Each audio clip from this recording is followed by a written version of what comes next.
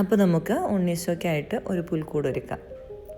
2 വർഷം മുന്നേ വരെ നല്ല സമയമെടുത്തിട്ടാണ് കേട്ടോ പുൽക്കൂട് ഉണ്ടാക്കിക്കൊണ്ടിരുന്നത്. കാരണം ഒരാഴ്ച മുന്നേ തന്നെ പണി തുടങ്ങും. സ്റ്റാൻഡിട്ട് അതിൽ മണ്ണ് നിറച്ച് അതിൽ തെനയൊക്കെ വിതച്ച് വിളയിച്ച് അങ്ങനെ പുല്ലൊക്കെ ഉണ്ടാക്കി അങ്ങനെയൊക്കെയായിരുന്നു ക്രിസ്മസിൻ്റെ ഒരുക്കങ്ങൾ നടക്കുക. ഇപ്പോൾ ഫ്ലാറ്റിലായതുകൊണ്ട് നമുക്ക് മണ്ണൊന്നും കിട്ടാനില്ല. അപ്പോൾ അതുകൊണ്ട് നമ്മൾ ഒരു മാറ്റ് മേടിച്ച് അതിൽ സെറ്റ് ചെയ്ത് ക്രിസ്മസ് ട്രീയും പുൽക്കൂടും ഒക്കെ വെച്ചിട്ടാണ് നമ്മൾ ചെയ്യുന്നത്. സിമ്പിളായിട്ട് നമുക്ക് ചെയ്തെടുക്കാവുന്നതേ ഉള്ളൂ. പിന്നെ നേരത്തെ ഉണ്ടായിരുന്ന ഡെക്കറേഷൻ ഐറ്റംസൊക്കെ മാത്രമാണ് ഞാനിതിൽ ഉപയോഗിച്ചിരിക്കുന്നത്. പുതിയതായിട്ടൊന്നും വാങ്ങിച്ചിട്ടില്ല. ആകെ 2-3 ലൈറ്റ്സ് മാത്രമേ വാങ്ങിച്ചിട്ടുള്ളൂ. ലൈറ്റ് ഇല്ലെന്ന് വിചാരിച്ചിട്ടാണ് ഞാൻ ലൈറ്റ് വാങ്ങാൻ പോയത്. പക്ഷേ ലൈറ്റ് ഉണ്ടായിരുന്നു കേട്ടോ, വേറൊരു കവറിലിട്ട് വെച്ചിട്ടുണ്ടായിരുന്നു, അത് കണ്ടില്ല. അപ്പം അങ്ങനെ നമ്മൾ 2-3 ലൈറ്റ്സൊക്കെ മേടിച്ചതുകൊണ്ട് കുറച്ചുകൂടി ഒന്ന് ലൈറ്റ് ഇട്ട് ഭംഗിയാക്കാൻ പറ്റി എന്നുള്ളതാണ്.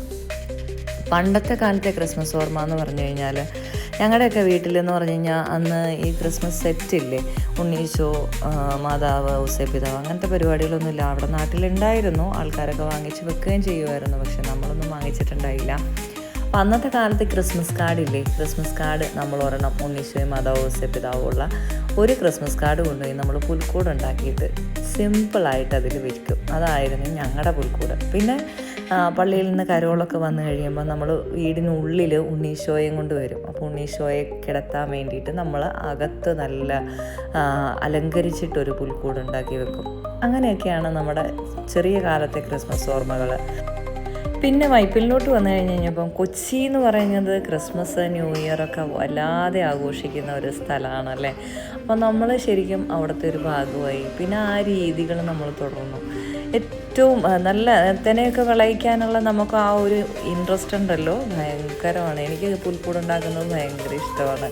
കാരണം ഒരാഴ്ച മുന്നേ നമ്മൾ സ്റ്റാൻഡൊക്കെ ഇട്ട് തരും എനിക്ക്.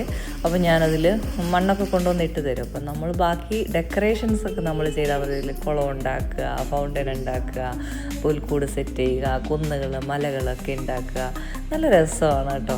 അപ്പം അങ്ങനെ എല്ലാം ചെയ്ത് നല്ല പണിയാണ്, എന്നാലും സാരമില്ല. ഡെയിലി ഓരോന്നിങ്ങനെ ചെയ്ത് നമ്മൾ അവസാനം ഒരു മനോഹരമായ പുൽക്കൂട് സെറ്റ് ചെയ്ത് കഴിഞ്ഞാൽ നമുക്കത് കാണുമ്പോൾ കിട്ടുന്ന ഒരു സംതൃപ്തി, ആ ക്രിസ്മസിൻ്റെ അന്നുള്ള സന്തോഷം, അതൊരു മനോഹര ദിവസമാണ് കേട്ടോ.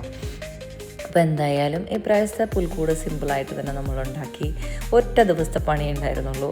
പരിപാടിയെല്ലാം കഴിഞ്ഞു, നല്ലവണ്ണം ലൈറ്റ്സൊക്കെ ഇട്ട് ഡെക്കറേറ്റ് ചെയ്തു, സന്തോഷമായി. അപ്പോൾ എല്ലാവർക്കും മനോഹരമായ ഒരു ക്രിസ്മസ് ആശംസിക്കുന്നു.